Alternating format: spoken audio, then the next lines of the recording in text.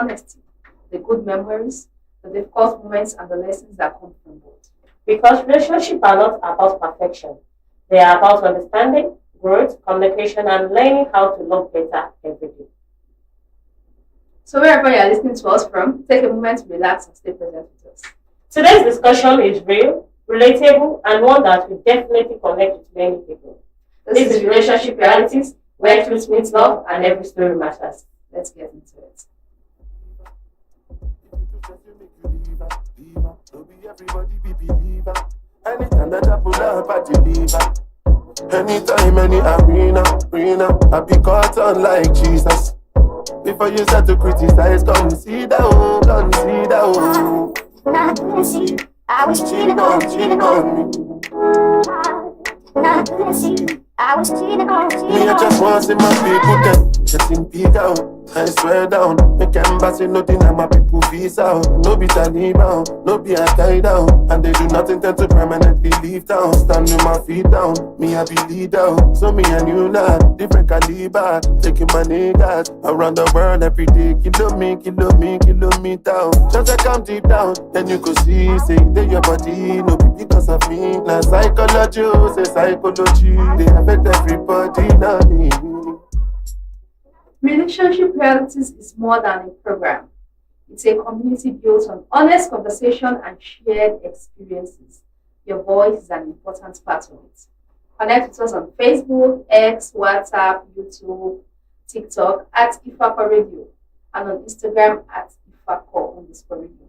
You can also send us an email at ifakoradio@gmail.com or call our WhatsApp 091 22227433. Share your thoughts, stories, questions, and feedback. Thank you for being part of this Relationship Realities family. Let's keep the conversation alive. For the fact I had to fight for my visa, I'm swiping my visa. Kill on shell, I say kilogram, kilometer.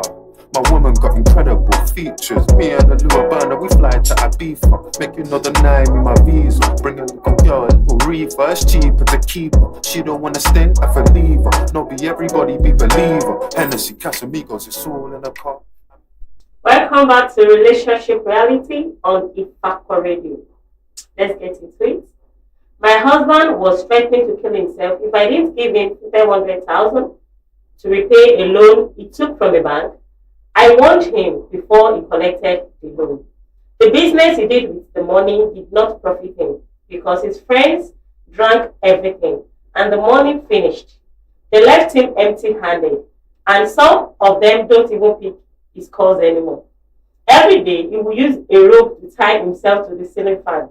He also missed sniper and kept saying he would drink it after completing his fasting, though he never said how long the fasting would last. One day when he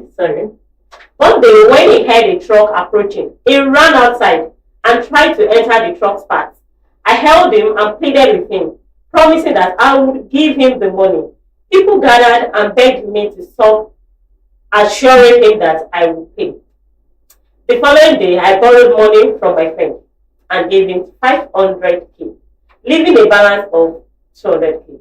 That same day, he wore a new shirt and very expensive new shoes. I became worried, though I couldn't ask him or accuse him of deceiving me.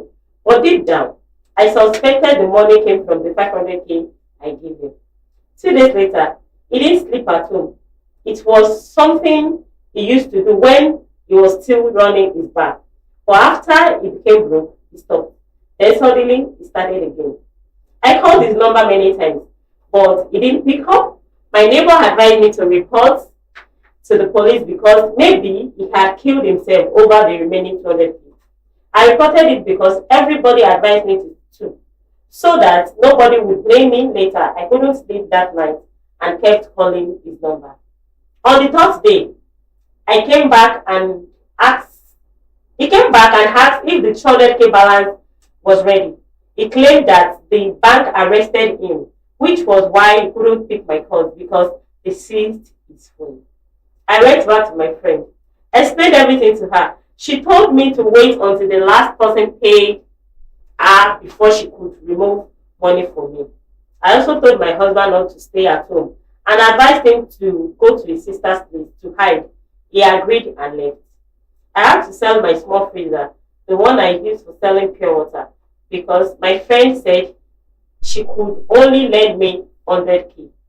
After gathering everything, I called my husband, but he still didn't pick up. I decided to go to his sister's place because that was where he said he would be. When I got there, his sister told me he had just left for the house. I returned home, but didn't see him. The next morning, I called him again, but he still didn't answer. I called his sister, and she said maybe the police had arrested him again.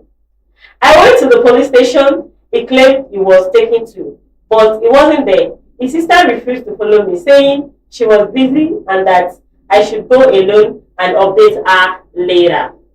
I gave them his full name, but they said they had never had anyone with that name. There, neither during the day he was missing nor at the moment. When I returned home, I discovered he had come back. I didn't tell him I had the balance. He kept asking why I had been calling him, and I told him I had been searching everywhere for him. He claimed they took him to an unknown place